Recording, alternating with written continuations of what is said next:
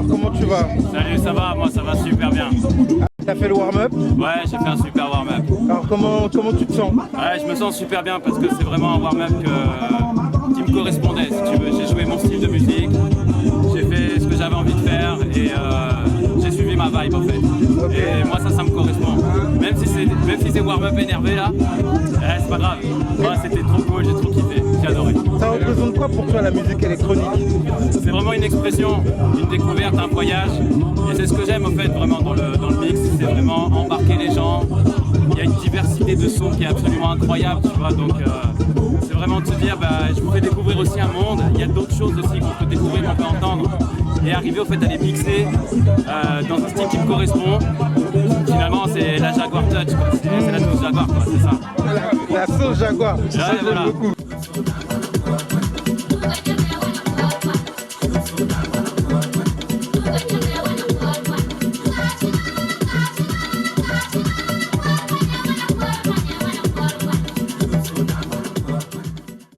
Alors, ce qui me guide, il y a un équilibre en fait. Il y a un équilibre entre ce que moi j'aime faire au moment où je suis en train de le faire et comment est-ce que les gens perçoivent mon énergie. Et j'ai vraiment compris que d'un son sur l'autre, l'énergie du DJ est vachement importante. C'est-à-dire ce que tu transmets aux autres, même si c'est un son qu'ils n'ont pas l'habitude d'écouter. Mais si tu es dedans, si tu es vraiment imprégné de ce que tu joues, tu peux diffuser quelque chose et créer quelque chose. Alors, je prétends pas avoir arrivé à driver tout le monde à chaque fois. J'ai pas cette prétention, sincèrement, parce que ce que je joue est assez, un peu, pas dire novateur, mais différent. Mais je suis convaincu qu'il faut quand même habituer l'oreille des gens à des choses nouvelles. Il faut toujours aller de l'avant, il faut toujours aller chercher. Et encore une fois, la subtilité elle tient vraiment dans cet équilibre que le DJ va réussir à faire entre ce qu'il découvre et ce que les gens aiment, tu vois. Et si on arrive à trouver cette alchimie, ça m'est déjà arrivé et je te jure que sur des mix là c'est une folie quoi, tu vois. Là tout à l'heure quand je jouais, je te promets que c'est vrai, j'avais tellement une bonne vibe que j'avais des frissons. J'adore. Et quand je suis là, quand je suis à ce niveau là, je sais que je suis dedans, je suis dedans. Être dans l'instant présent du coup. Ouais exactement, t'es dans le moment présent, c'est exactement ça. Dernier mot à nous dire par rapport au festival Vagalam du coup? Mais on a envie d'avoir beaucoup plus d'événements comme ça. Il faut qu'il y en ait beaucoup plus, des choses. On propose des choses, quoi. Il faut aller de l'avant. Donc on veut beaucoup plus de Vagalam. L'énergie est juste géniale. Même si hier il y a eu des déboires, mais c'est pas grave. Le mouvement est toujours là et il faut l'entretenir ce mouvement. C'est un feu qu'il faut toujours entretenir, quoi. Plus de Vagalam. Plus de Vagalam. Ok.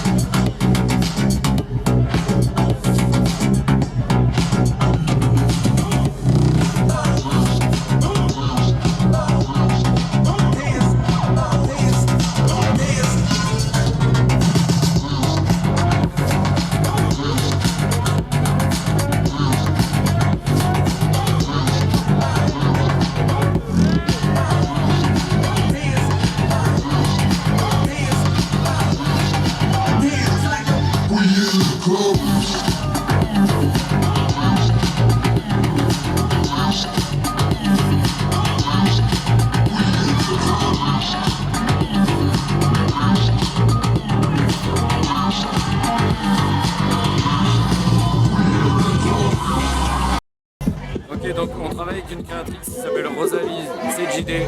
Elle a une marque de vêtements qui s'appelle Rosie Set Style. Et donc elle crée des costumes pour l'événement et pour d'autres festivals en France notamment. Donc voilà, c'est une panoplie de 10 costumes qu'elle a ici, qu'elle teste avec le DJ qui s'appelle Samuel. Son style c'est Afro Boom Boom, comme on peut l'entendre maintenant. Et donc il a tout un univers où elle développe toute une série de monstres. Donc on voit avec des inspirations africaines, vaudou, béninoises, etc. Et donc ils viennent tester un peu ici leur création. Bon, c'était un peu flippant parce que j'avais jamais travaillé sur des costumes de danse. Et du coup, quand il m'a expliqué son projet, vu que je suis créatrice et que j'aime bien voyager dans des univers, je l'ai bien écouté. Et il m'a expliqué qu'en fait, il voulait organiser un spectacle pour réfléchir des éléments comme l'air, l'eau, la terre et le feu. Et j'ai pris en compte tout ce qu'il m'a noté parce que l'objectif c'est d'amener les gens à se lâcher, même sans alcool, qu'ils soient à l'aise et qu'ils soient, vous pouvez le constater, la musique déjà et le fait d'être sous un costume, ça aide les gens à se lâcher complètement et à découvrir une autre facette d'eux. Et donc du coup j'ai pris note de tout ça et bon j'ai réfléchi et je rentre dans des univers. Si je prends l'élément air, j'associe les couleurs qu'il faut, les éléments qu'il faut, l'animal qu'il faut associer avec. Et à partir des matières que j'ai picolées un peu partout, je crée un costume et je crée le masque qui va avec. Et chaque costume, derrière chaque costume, il y a une histoire que vous allez découvrir bientôt sur les réseaux. Exactement, une fois que les costumes seront totalement finis, il y aura des histoires derrière chaque costume de danse. Et chaque costume est une idée piquée d'un peu partout du monde. Il y a l'Afrique, il y a l'Amérique, il y a l'Asie, il y a de toutes parts du monde. Donc déjà, je dis longue vie au Festival Vagalam, même si c'est un peu compliqué parfois. Longue vie au Festival Vagalam. On a déjà, pour les fois passées, improvisé des spectacles. Et là, c'est un spectacle pour faire le test des costumes que j'ai créé. Et les autres fois à venir, on va vraiment créer d'autres choses qui vont motiver les gens. Mais c'est un spectacle qui donne le lâcher prise et qui envoie beaucoup d'énergie positive. Merci beaucoup Rosie.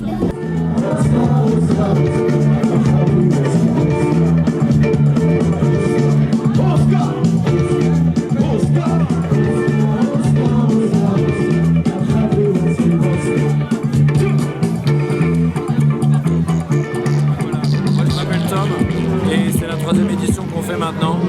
J'avais commencé par une fête ici à l'hôtel Awalé l'année dernière et le principe c'est d'offrir, comme je le disais, un espace de liberté aux gens. Ici au Bénin il n'y a pas trop de festivals. On veut créer un espace où les gens puissent se lâcher tout un week-end, c'est-à-dire du vendredi jusqu'au dimanche, et qu'ils oublient leurs problèmes, qu'on puisse penser à autre chose et faire vivre la culture, la musique, la danse, tout ça quoi. Moi j'ai travaillé, j'ai étudié pendant 2 ans en Chine, j'ai travaillé dans une boîte de nuit qui organisait des festivals, je faisais partie de l'équipe organisatrice du premier festival et du seul festival sur la muraille de Chine, le Yingyang Festival.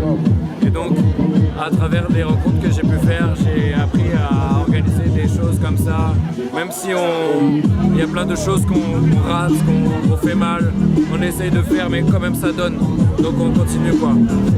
Et donc le principe c'est de faire kiffer les gens comme on peut voir sur les images, c'est vraiment un grand plaisir d'accueillir tout le monde.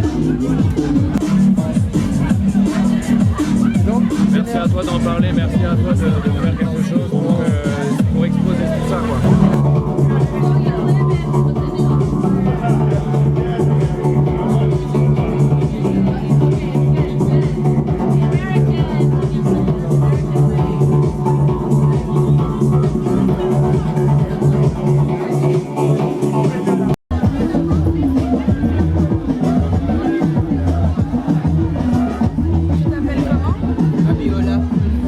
Abiola Malik. Abiola Malik. C'est un artiste